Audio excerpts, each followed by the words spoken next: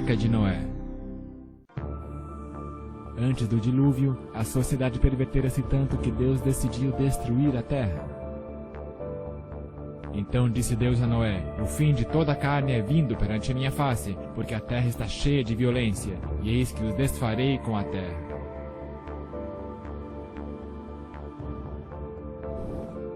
O Senhor escolheu Noé, um homem de Deus, para construir a arca onde o mundo poderia ser salvo juntamente com os animais. Noé pregou a conversão por 120 anos. Entretanto, apenas 8 pessoas renderam coração a Deus e entraram na arca. A chuva caiu e as pessoas procuraram por um lugar mais alto. Se agarraram na própria arca. Mas o anjo do Senhor havia fechado a porta da arca por fora, e ela não poderia ser aberta. A graça havia terminado e era muito tarde. A morte e a destruição cobriram a terra, porque as intenções e pensamentos dos homens eram maus continuamente. Deus havia enviado o convite, mas eles não haviam aceitado. Era o julgamento da humanidade. Todas as fontes de água se romperam e as janelas do céu se abriram, e choveu na terra por 40 dias e 40 noites. Assim Deus destruiu todo o ser vivente que havia sobre a face da terra. Deus salvou seu povo do dilúvio, mas tiveram que permanecer por 1 ano na arca, até que as águas do dilúvio recuassem e a vida pudesse começar outra vez. Noé e sua família estavam ansiosos para deixar a arca. Ele ofereceu um sacrifício ao Senhor, e este colocou um símbolo de sua aliança no céu, que nunca mais destruiria a terra com um dilúvio, o arco-íris. A Bíblia nos diz onde a arca de Noé repousou. A arca repousou sobre os montes de Ararat. Mas o que são os montes de Ararat hoje? O nome Ararat, como aparece na Bíblia, é o equivalente na língua hebraica de Urato, antiga nação ao sudoeste da Ásia, mencionada em fontes assírias do início do século 13 a.C. Esta área inclui parte da Turquia Oriental, bem como do Irã. Moisés não estava falando de uma montanha específica. Quando ele escreveu Gênesis, ele se referia a um país, Urato. Assim, a Bíblia diz que a arca repousou nas montanhas de um país, de Urato. A Turquia Oriental, cruzando o vale do Monte Ararat, é o local que visitamos. Esta área foi fotografada em 1959 por ocasião de uma pesquisa. Posteriormente, o turco militar Duru Pinar observou o objeto em forma de barco nessas fotografias.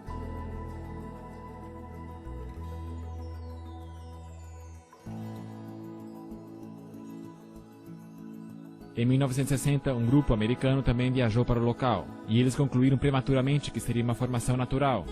Naquele mesmo ano, a revista Life publicou fotos do local. Num antigo registro de civilização, de Beroso Caldeu, ele diz que ainda há parte desse barco na Armênia, ao pé da montanha dos Codieus, e que algumas pessoas levam pedaços de betume, que arrancam e usam principalmente como amuletos para espantar males. Hoje podemos olhar no mapa da Turquia e encontrar este local como Nuhun Gemizi, o barco grande de Noé. Visitando o local, pousamos próximo do lago Van, que uma vez fora o anfitrião da capital antiga de Urato, chamada Tushipa, situada ao longo de sua costa. Viajando por fora pela zona rural, nós vemos um vulcão extinto próximo da estrada. Cruzando uma montanha, nós logo vemos, ao longe no horizonte, o famoso Monte Ararat.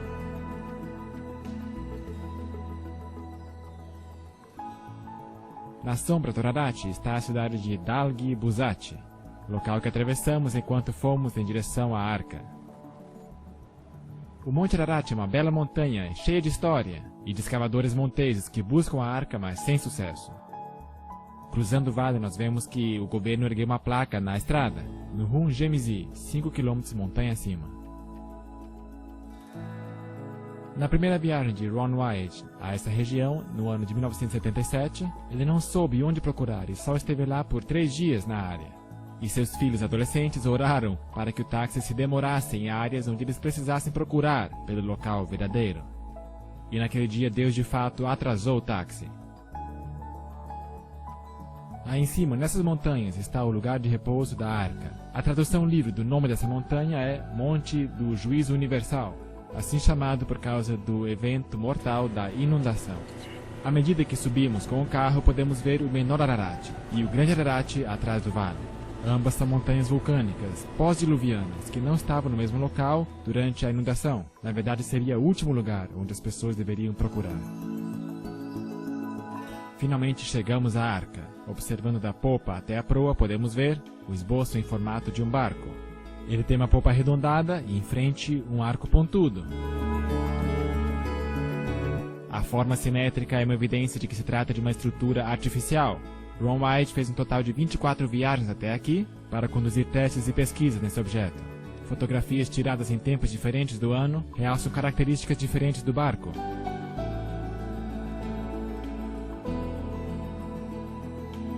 Havia tantas evidências convincentes da descoberta nesse local que o governo turco declarou esta área como Parque Nacional da Arca de Noé.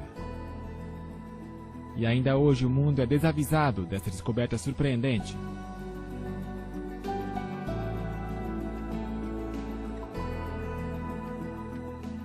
Usando o programa Google Earth podemos ver a imagem de satélite do local da arca e também do centro de visitantes ao lado, erigido pelo governo turco. Foi no dia 21 de junho de 1987 que se realizou uma cerimônia na montanha para comemorar o local como o Parque Nacional da Arca de Noé. Autoridades do país se reuniram para partilhar o pão e prestigiar essa descoberta maravilhosa.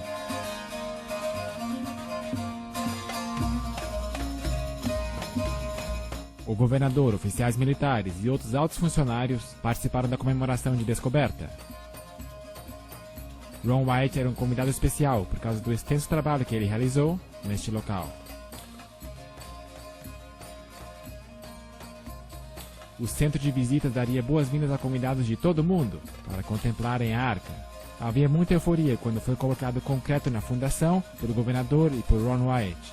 Este era um monumento aos restos mortais da Arca de Noé. Finalmente, a Arca de Noé foi achada.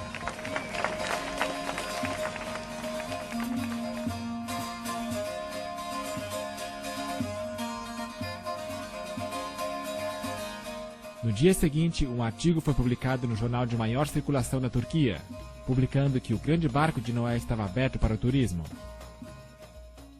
Agora, entremos no centro de visitantes para ver as evidências informativas à mostra. Estão reunidas várias fotografias e diagramas para mostrar as importantes características da arca.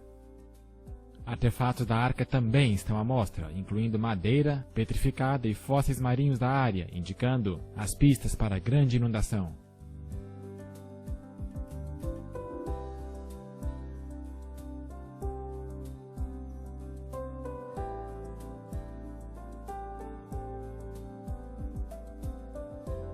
O livro de visitas mostra que pessoas do mundo inteiro estiveram visitando o local. Muitos países diferentes estão aqui representados.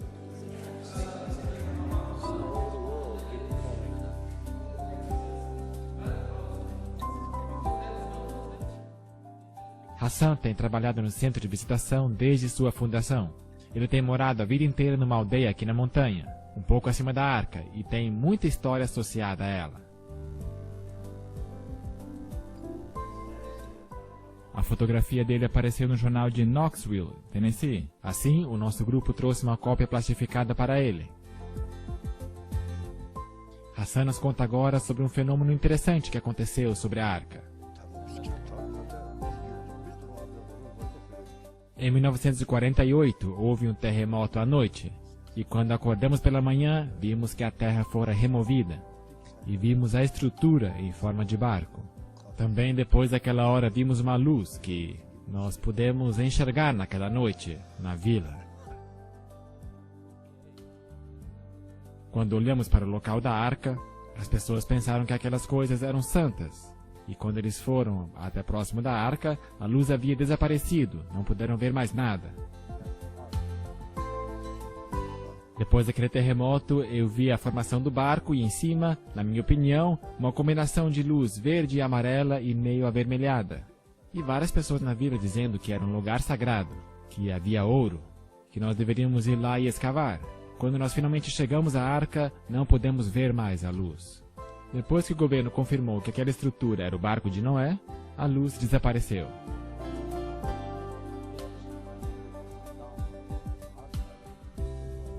Tudo isso me faz pensar que realmente se trata da Arca de Noé.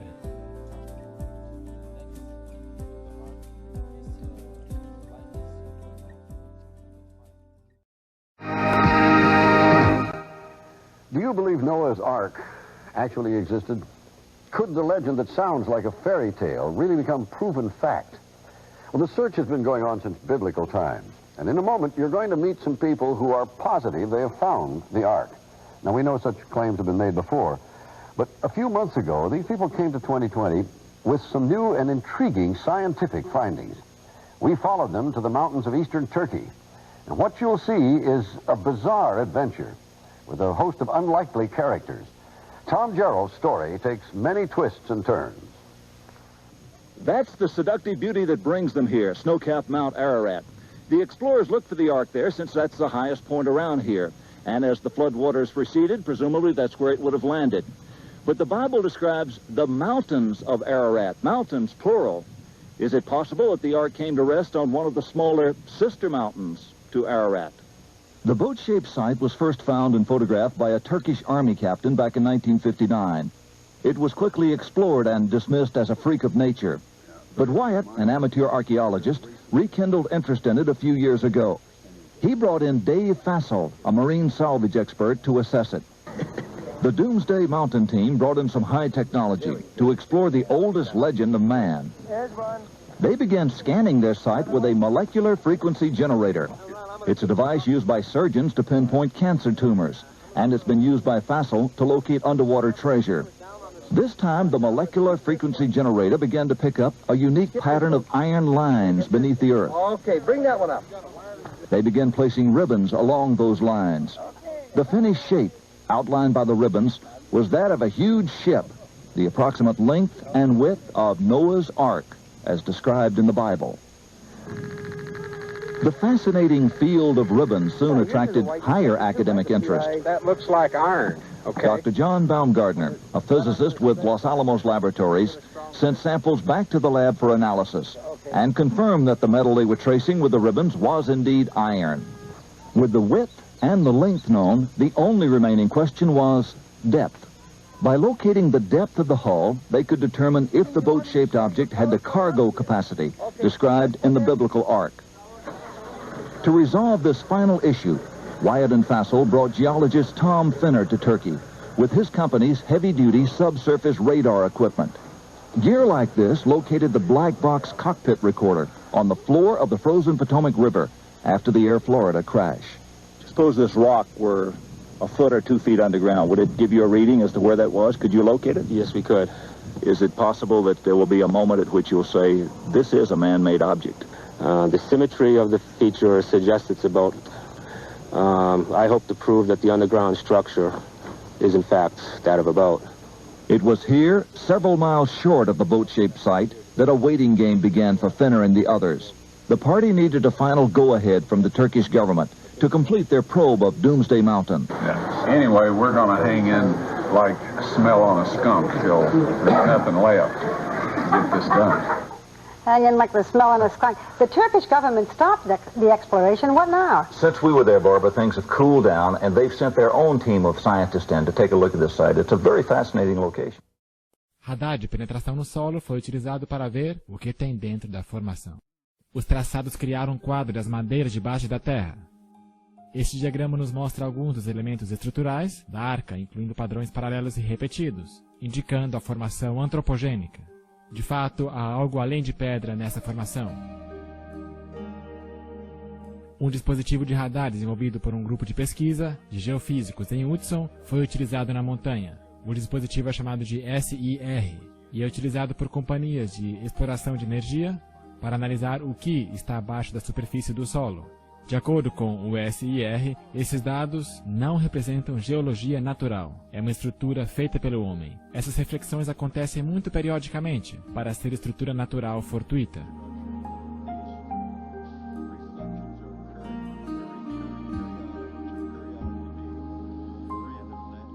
Comparado a um porta-aviões de 305 metros de tamanho, nós podemos ver que a Arca é um barco bastante grande.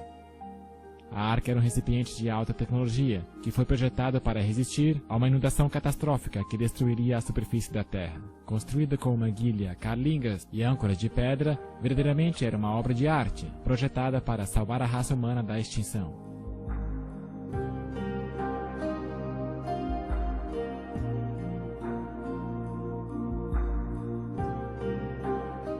Bíblia nos fala que a arca era de 300 côvados de comprimento, e a formação da arca foi medida em 156,9 metros de comprimento, que corresponde a exatos 300 côvados egípcios. Moisés, ao escrever a narração de Gênesis, era acostumado a usar o côvado egípcio, que é maior e tem aproximadamente 52 centímetros. A Bíblia menciona um côvado mais antigo, um côvado segundo a primeira medida, isto é, o côvado egípcio, que foi dividido em 28 dígitos, compondo a vara do côvado.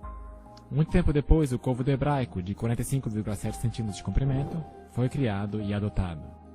No Monte Megido, em Israel, os portões de Salomão podem ser medidos em exatamente 6 côvados egípcios, uma completa evidência do uso do côvado egípcio posteriormente. Qualquer pessoa pode ver facilmente o esqueleto da estrutura de materiais perto da popa ao lado direito da arca. Isto era parte da superestrutura da arca. Muitos navios hoje são construídos do mesmo modo.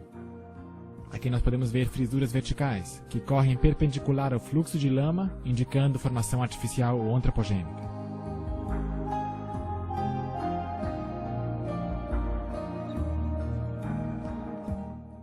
Os garotos das aldeias vizinhas nos cumprimentam ao darmos uma olhada neste bordo da arca, que curva além, para frente. Este lado está enterrado predominantemente na terra. O lado de fora da arca, da parte da frente, está bem diante de nós, e então examinamos o lado a este bordo para ver o topo esqueleto das madeiras.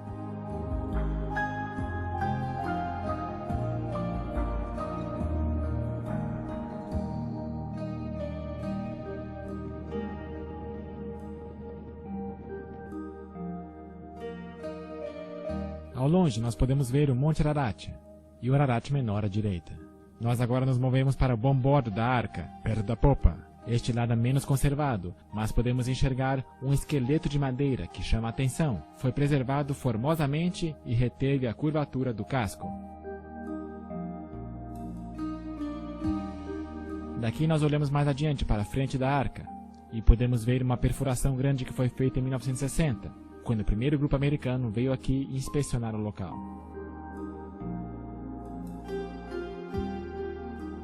Estamos agora na área mediana da arca e nos movemos para o interior do bom bordo, onde podemos ver 4 saliências horizontais seguidas. Elas são organizadas em um padrão regular, indicando construção artificial. Estas teriam sido madeiras horizontais, de apoio para o piso, estendendo-se em direção ao meio do piso.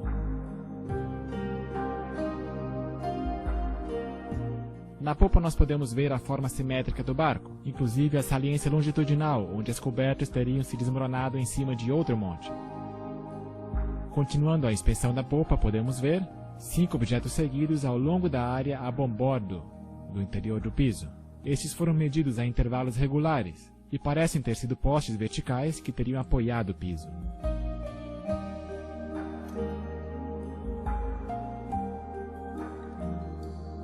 A arca originalmente repousou numa área mais alta da montanha, mas foi arrastada até o seu local atual por lava que a petrificou nesta elevação de pedra. Ron White estava manuseando seu equipamento de penetração no solo diante das autoridades turcas quando ele detectou um objeto logo abaixo da superfície. O que eles acharam foi esta bela madeira de piso. Foi feito o teste de carbono orgânico no laboratório de Galbraith e o nível de carbono orgânico era extremamente alto, batendo com os níveis da madeira que conhecemos. O Sr. White pôde exibir a madeira do piso no canal da CNN quando foi entrevistado na rede.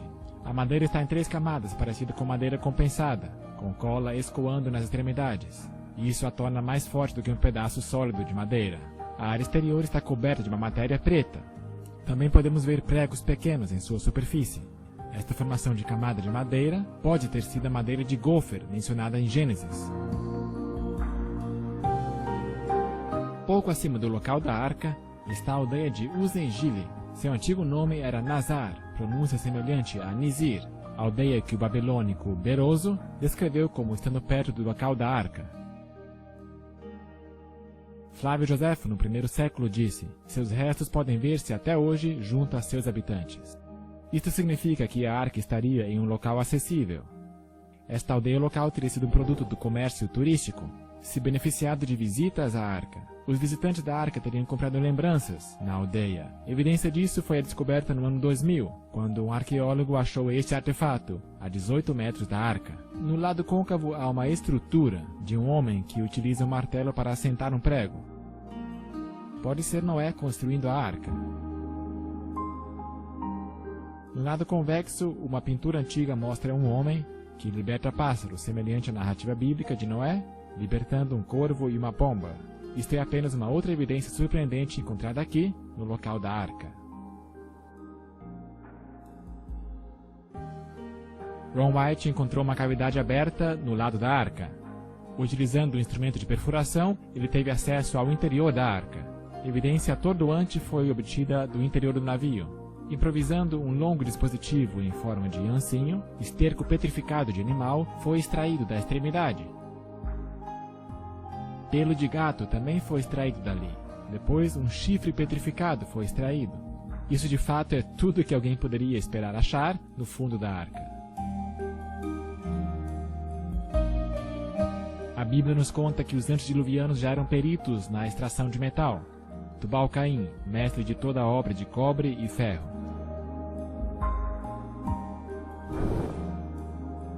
Este rebite grande de metal foi encontrado por Ron White no local, quando levou uma excursão para lá em 1991. O centro da haste foi golpeado enquanto estava quente, de forma que prensou a arruela em sua posição devida. Resultados de testes mostram que a haste tinha 8% de alumínio. Metal em sua forma pura metálica feito pelo homem. Isso é mais uma evidência da natureza antropogênica do achado. Os céticos disseram que Ron White estava mentindo sobre a prova, mas será que ele realmente estava? Quando o grupo da arca, Discovery International, chegou ao local da arca, eles usaram detectores de metal para localizar artefatos de metal na arca. Isto é um pedaço de metal que tinha sido uma arruela circular nos seus dias melhores. Foi achado próximo da arca. Uma amostra disso foi levada ao laboratório de Galbraith, no Tennessee, e os resultados foram impressionantes. Tinha 8% de alumínio, a mesma proporção do teste anterior de Ron White. E este teste também mostrou uma quantia pequena de metal de titânio, que nesta forma também é um material fabricado pelo homem. O grupo da arca Discovery continuou suas análises e localizou outro artefato no local de estibordo. Uma porção disso também foi enviado ao laboratório de Galbraith para ser testada e sua composição metálica outra vez ser comprovada. Os resultados foram incríveis. Havia 8% de alumínio e 1,3% de titânio, mais 3,8% de magnésio, tudo indicativo de que a formação da arca é uma estrutura artificial. A Enciclopédia Britânica nos diz que, por causa de sua atividade química, o alumínio nunca aparece na sua forma metálica na natureza. Esses componentes particulares de metal são evidências poderosas que o local é uma estrutura artificial com material de alta tecnologia, consistente com o que deveríamos encontrar na Arca de Noé.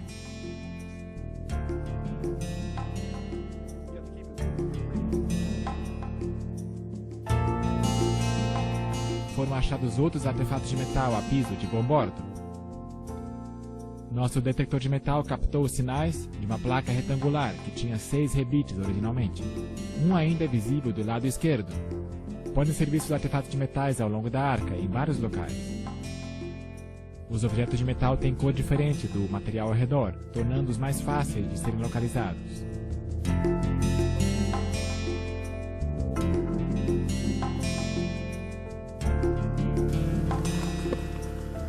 Na porção exterior da arca, ao nível mais alto, nós podemos ver este objeto que parece ser um chapéu de metal em cima de um poste vertical. Tem uma impressão de X modelada no centro.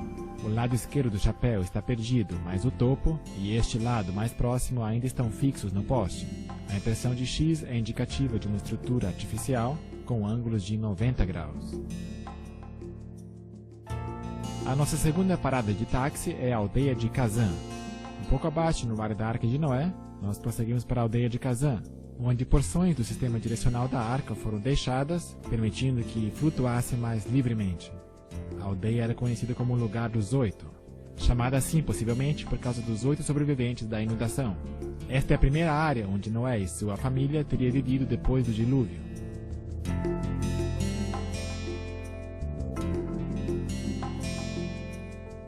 As grandes âncoras de pedra foram penduradas na parte traseira da arca para manter a proa firme contra as ondas.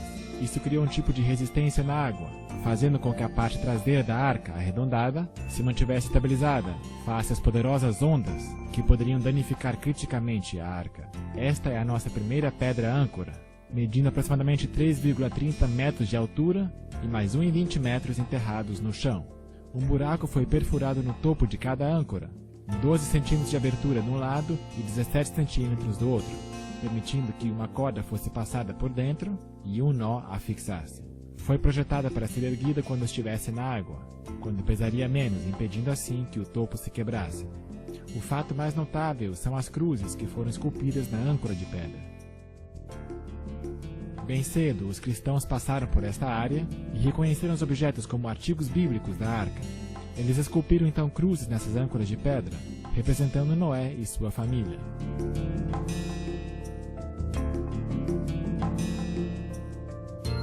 A cruz maior aqui representa Noé e é do estilo das cruzadas.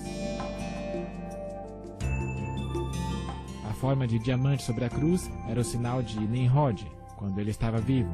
O diamante representa a arca, a linha vertical, o caminho para o céu, com a linha transversal representando o céu. Âncoras de pedras menores podem ser encontradas perto do Mediterrâneo. Esta é uma das maiores que você verá fora da área da Arca de Noé. A próxima âncora de pedra está enterrada parcialmente no chão, com 5 cruzes. A cruz maior representa Noé, a próxima menor, a Senhora Noé, e as 3 menores são os filhos de Noé.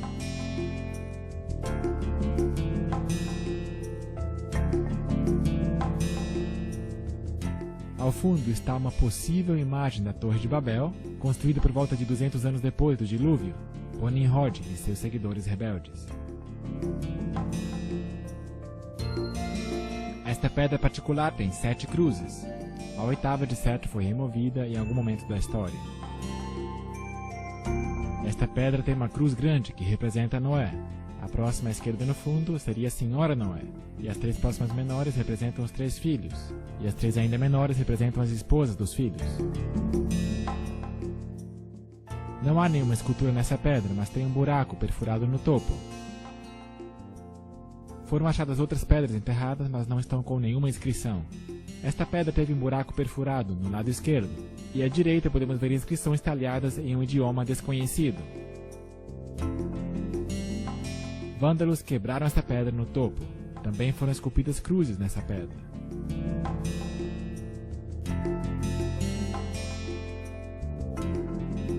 Cinco cruzes estão nesta âncora de pedra. E no topo podemos ver onde o buraco foi quebrado. Fora da aldeia de Gazã, há um objeto grande que tem a aparência de uma casca de árvore petrificada, com características incomuns. As far as we know, there's nothing else like this anywhere. Nobody's ever... My goodness. It's got crosses that are very faintly carved on it. You got a big one here. You got a small one right there. One here. One here. They're harder to see over here. And this is petrified wood? Well, It looks like it, Ron doesn't said he thought it was petrified Bark. tree bark. Right. If you look at the... You ever seen... It looks like a little bit like pine bark.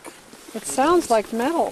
Why would the anchor stone be wood? This isn't an anchor stone. Oh, I see. This was just like something that was on the ark, right? I believe. Well, Ron theorized that this might have been the or part of the cover. You remember at one point it says, and Noah came out of the ark and he took the cover off, or he threw the cover off. And of course that's just speculation. We don't have a way of knowing, but this is a rather unique thing. It has the appearance and the texture of some kind of a bark, but you know, it is stone. That is the cross. Right? That is the cross. There you go. That is incredible. It has a very hollow sound. Very hollow. It sounds like metal. But it's just a Well, it's just that's its harmonic rate. right. Yeah. Harmonic resonance. You're right. Yeah. But there's not many stones that do that. That's true. With the sun coming out. There's, well, I think there's 8 crosses on it. We've been able to find 7. I think there's an 8th one up there, but it's Nossa próxima parada de táxi é a casa de Noé, em Kazan. Esta foto foi tirada em 1977 por Ron White, mostrando as paredes da casa de Noé. Desde então, todas as paredes foram derrubadas por caçadores de tesouro locais. Na parte da frente havia esta lápide grande. Na lápide estava um desenho de 8 pessoas e um barco em uma onda. A segunda maior pessoa estava olhando para baixo com os olhos fechados. Isso indica que esta era a lápide da senhora Noé. Depois que Ron White mostrou essa lápide a alguém, essa pessoa contratou outros para exumar o sarcófago de 5,4 metros da senhora Noé. A sua depressão no chão ainda é visível hoje. As joias dela foram depois vendidas no mercado negro por milhões de dólares. Estendendo-se para fora da casa de Noé, está esse cercado de pedras para conter os animais.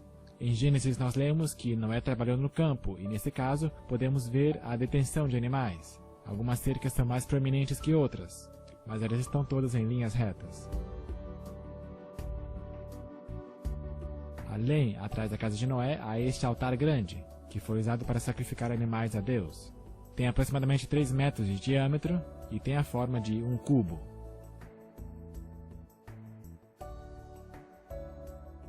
Em conclusão, podemos dizer, de acordo com Durupinar, que a formação da Arca de Noé está cheia de evidências que confirmam a sua autenticidade, especialmente quando consideramos todas as informações objetivamente. Foram escritos muitos livros acerca da descoberta da Arca, foi documentado em muitos jornais e programas de TV, mas a maioria do mundo não está atenta a esta descoberta, que refuta a evolução e prova que a Bíblia é a verdade. Deus está cronometrando e também revelará isto a toda a humanidade.